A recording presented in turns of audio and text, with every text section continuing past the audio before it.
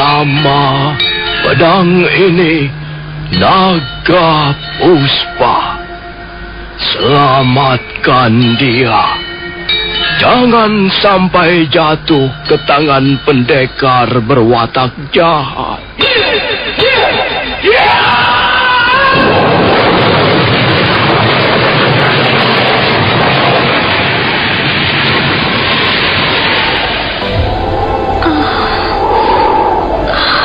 Kakang Kamandanu, kau masih juga tidak percaya bahwa aku mencintaimu.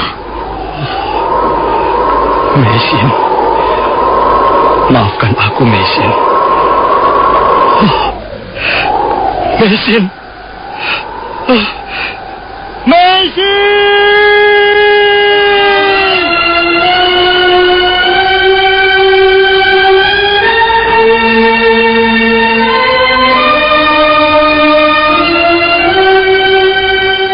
Tutur Tinula.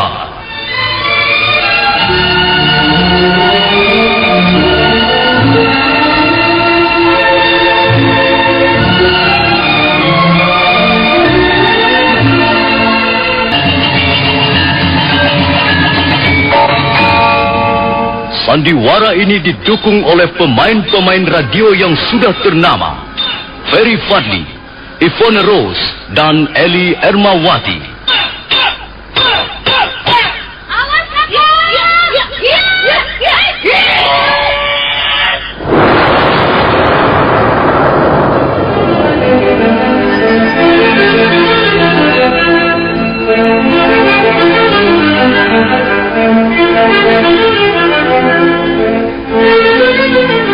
Cerita ini ditulis dan disusun oleh S. Tijab, hiasan musik dan sutradara C. Ispriyonoka.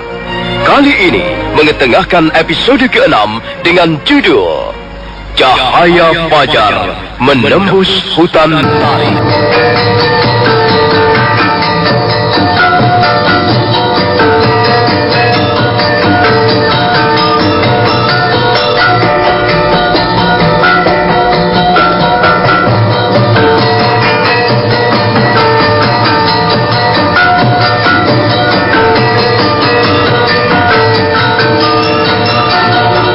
Perempuan itu memang berani, bahkan boleh dikata kurang ajar.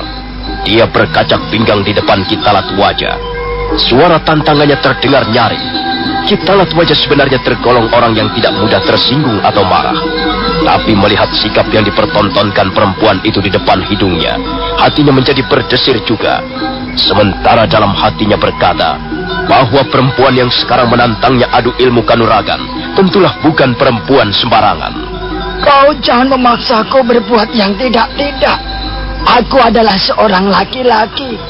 Dan seorang laki-laki yang wajar hanya bisa hidup dengan harga dirinya. Kitalat Wajah, kau boleh marah, kau boleh tersinggung. Itu adalah hakmu. Tapi jika engkau ingin membela harga dirimu, kau harus berani bekerja keras. Harus dapat membuktikan di depan kerumunan orang ini bahwa kau memang pantas untuk mempunyai harga diri. Kalau begitu, baiklah. Sekalipun seorang wanita, kau sudah memojokkan aku. Dan aku sekarang tidak mempunyai pilihan lain lagi. Nah, aku sudah siap. Bagus, aku pun sudah siap. Sekarang, marilah kita buktikan siapa di antara kita yang lebih kuat, lebih unggul. Bagus. Gerakanmu cukup lincah, tapi aku baru menggunakan jurus pembukaan. Kau boleh menggunakan jurus-jurus andalanmu. Aku sudah siap. Kitalat Wajah, aku tadi hanya ingin membesarkan hatimu saja. Aku tahu, kau seorang laki-laki berjiwa kecoa. Hatimu perlu dibesarkan, dibombong. Kurang ajar. Baru pertama kali ini aku dihina oleh seorang perempuan di depan umum. Sekarang aku tidak peduli lagi. Aku tidak perlu lagi memandangmu sebagai seorang wanita yang pantas dihormati.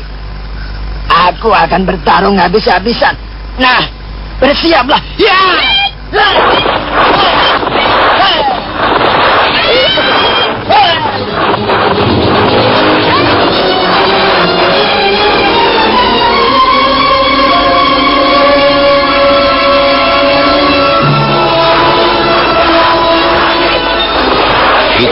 Wajah segera menyerbu dengan garang. Jurus-jurusnya yang berbahaya mengalir bagaikan banjir bandang. Kedua belah tangannya berputar, menjotos, menyodok ataupun menyikut secara bergantian.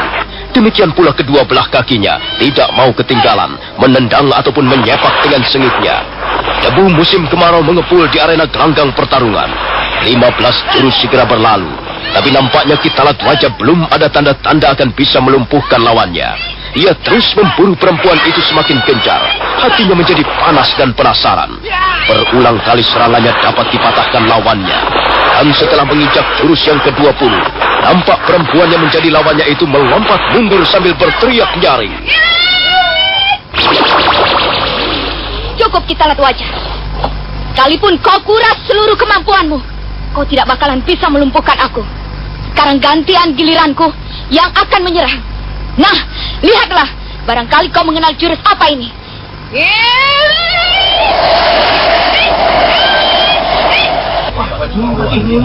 Oh, Haji Tapak Wisa.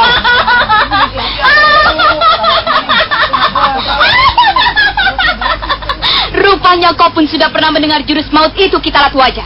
Ya, aku pernah mendengarnya. Kalau begitu, tentulah kau yang bernama Dewi Sambi. Iya memang. Akulah Dewi Sambi.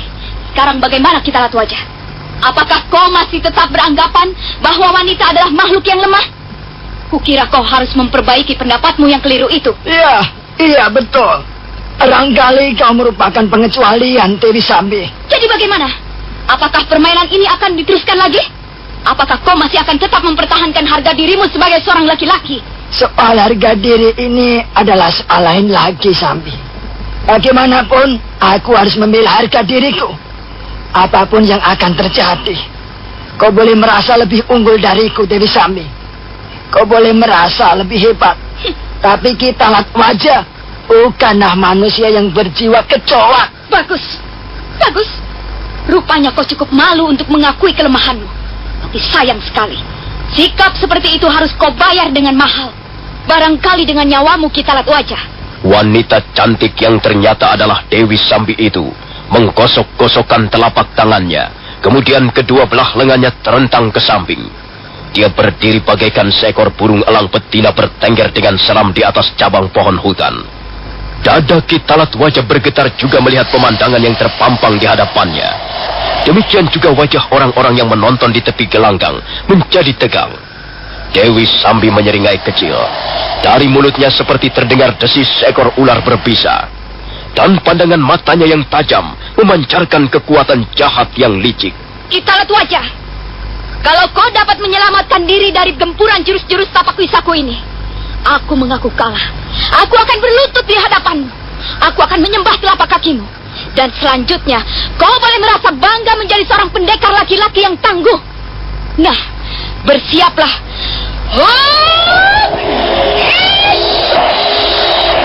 Tunggu dulu.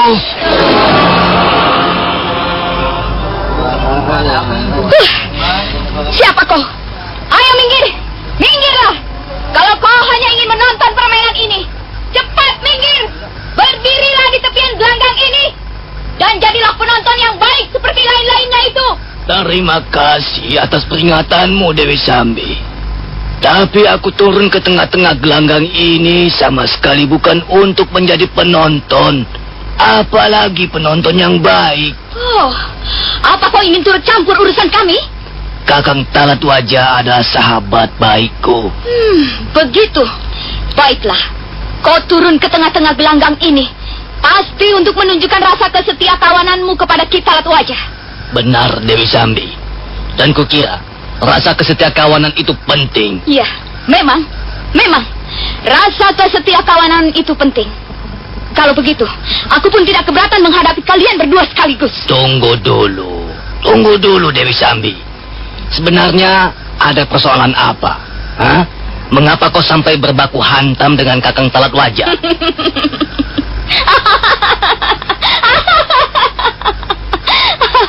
Sebenarnya, tidak ada persoalan apa-apa. Aku hanya merasa tidak senang mendengar kesombongan sahabatmu itu. Dia mengatakan bahwa kaum laki-laki adalah kaum yang lebih kuat. Dengan begitu mereka merasa berhak melindungi kaum wanita sebagai kaum yang lebih lemah. Bukankah pendapat ini salah besar? Bukankah ia harus memperbaiki kesalahannya itu? Adika Longbred, jangan kau dengarkan kata-katanya. Dia itulah sebenarnya orang yang paling sombong. Dia merasa dirinya paling hebat. Dia merasa paling sakti. Dia merasa paling unggul. Namun begitu tidak seharusnya dia menghina orang di depan umum. Aku tersinggung. Aku tidak terima. Harga diriku sebagai laki-laki merasa dilecehkan. Sudah. Aku tidak butuh omongan-omongan yang tidak perlu. Aku kenal pendekar-pendekar bermutu rendah seperti kalian ini. Kakang Talat Wajah, agaknya memang betul apa yang kau katakan. Selama ini aku baru kenal namanya saja, Dewi Sambi. Dan baru sekarang aku bertemu dengan orangnya. Tapi aku sungguh-sungguh tidak percaya.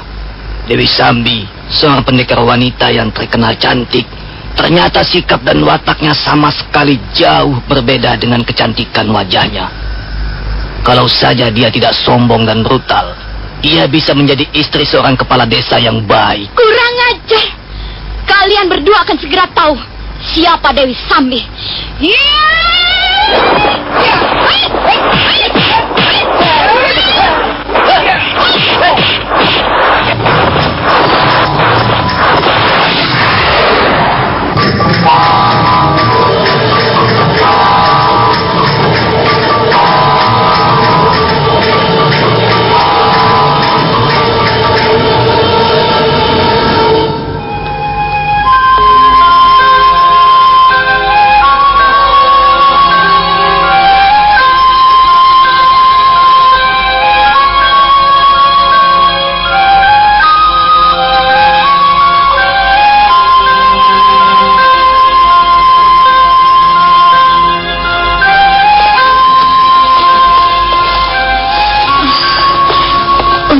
Bisa meloloskan diri. Untung tidak seorang pun melihatku. Mereka semuanya sedang sibuk melihat dua orang yang sedang bertempur itu. Tapi mau kemana aku sekarang? Aduh, perutku rasanya sedikit mulas. Kakang Kamandanu, di mana kau sekarang ini, Kakang? Ya, aku harus bersabar. Aku harus tabah dalam menjalankan lakon kehidupan ini. Sudah banyak derita yang menyelimuti kehidupanku akhir-akhir ini. Sudah banyak rasa pahit yang kukecap dengan lidahku. Dan semuanya bisa aku halau pergi. Aku harus tetap tegar. Aku sudah menyeberang sampai di tengah-tengah. Dan aku harus dapat mencapai tepi seberang. Mungkin sudah banyak dosa aku lakukan. Karena itu, aku harus mengalami semua ini. Tapi bayi yang ada di dalam kandunganku ini tidak boleh menderita akibat dosa-dosaku. Dia masih suci. Dia tidak ikut berbuat dosa. Karena itu, dia harus diselamatkan. Sampai di mana sekarang aku ini? Sepi sekali tempat ini. Aku melihat ada sebuah bangunan di sebelah sana. Baiklah, aku akan berteduh dan beristirahat di bangunan itu. Mudah-mudahan saja tempatnya aman.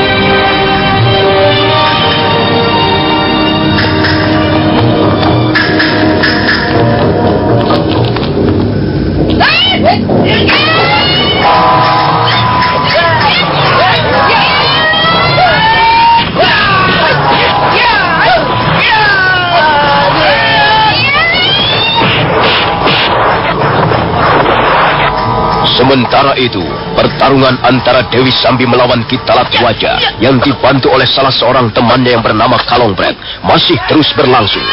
Orang-orang yang berkerumun di lapangan pasar Singasari kelihatan lebih banyak, tapi tak seorang pun di antara mereka berani mengeluarkan sepatah kata pun. Mereka semua benar-benar menjadi penonton yang baik. Dan di hati kecil mereka mengagumi tingkat kepandaian yang dimiliki oleh Dewi Sambi. Perempuan pendekar itu bergerak dengan lincah sekali. Suatu ketika dia mendapat kesempatan yang sangat baik. Baru saja dia menepiskan serangan Kalongbret yang datang menggebuk. Dan pada saat berikutnya dia melihat kelengahan Ki Talatwaja. Dewi Sambi berkelit keringat. Tulang sikunya dipergunakan untuk menangkis jotosan Ki Talatwaja. Sementara telapak tangan kanannya bersiap-siap menghantam rusuk lawannya.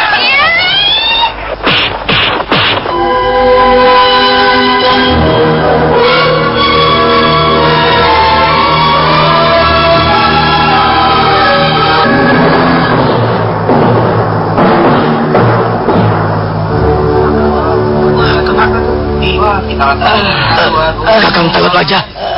Kakang Talatwaja. Kakang. Kakang. Kau kena, Kakang. Mukamu pucat sekali. Aku lengah, adik Kalongbret. Perempuan itu berhasil mencuri kelengahanku.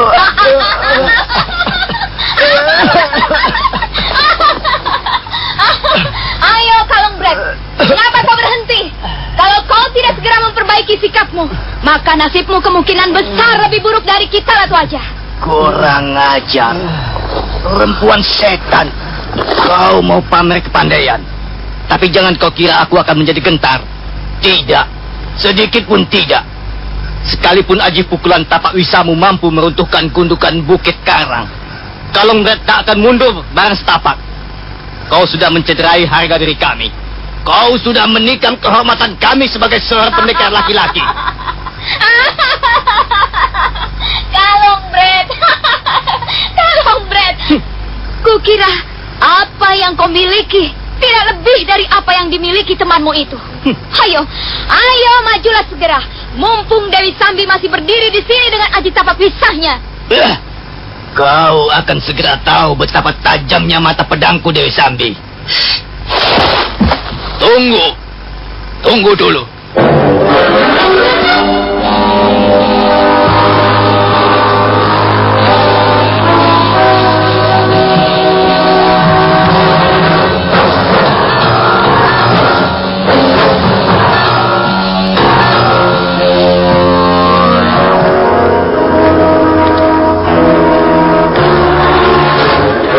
Siapa kau? Hah? Minggirlah cepat. Jangan turut campur urusan kami. Tunggu, sabar dulu. Semula memang aku berniat menjadi penonton saja. Aku berdiri menonton di tengah-tengah kerumunan orang-orang itu. Menarik juga permainan yang baru saja kulihat tadi. Kalian bertempur luar biasa. Tapi memang agaknya Dewi Sambi mempunyai kelebihan beberapa tingkat di atas kalian. Berdebah. Aku tidak akan menyerah.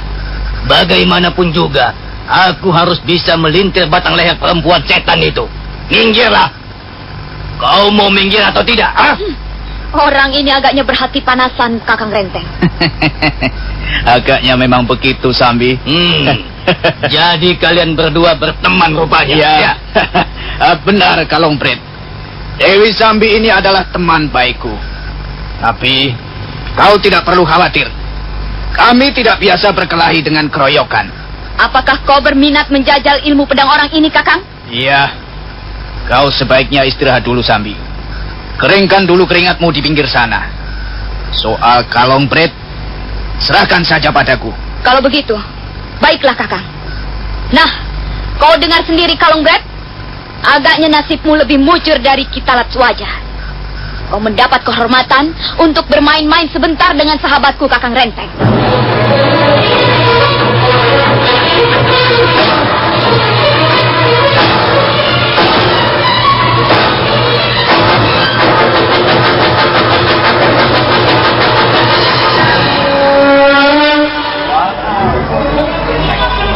Nah, Kalongbret, ayolah. kita bermain-main sebentar. Cabutlah pedangmu. Dan marilah kita mulai. Kalongbret, nampaknya kau sangat membanggakan ilmu pedangmu, Kalongbret. Jangan banyak bicara. Cabutlah pedangmu. Aku tidak membutuhkan pedang. Kau terlalu sombong. Kalongbret telah menghunus pedangnya yang besar dan berkilat-kilat. Wajah laki-laki berkumis tebal itu nampak geram. Kemudian dia mengayun-ayunkan pedangnya ke udara. Bunyi desingan angin pedang bersuitan menimbulkan perasaan tidak nyaman di hati mereka yang menonton. Tapi lain halnya dengan Empu Renteng, seorang laki-laki pendekar yang sekarang berdiri tegak di tengah-tengah gelanggang. Dia kelihatannya sama sekali tidak bergeming. Wajahnya tetap tenang. Tapi mendadak wajah itu menjadi tegang dan matanya terpejam. Mulutnya yang tipis dan seringkali kelihatan tersenyum dingin itu berkomat kamit mengucapkan sesuatu yang kurang jelas terdengar. Dan pada saat berikutnya, secara tiba-tiba, kedua belah telapak kakinya menggenjot bumi sekeras-kerasnya. Saudara pendengar, bagaimanakah kisah selanjutnya? Nantikan saja lanjutan kisah Tutur Tinular ini dalam seri berikutnya. Sampai jumpa.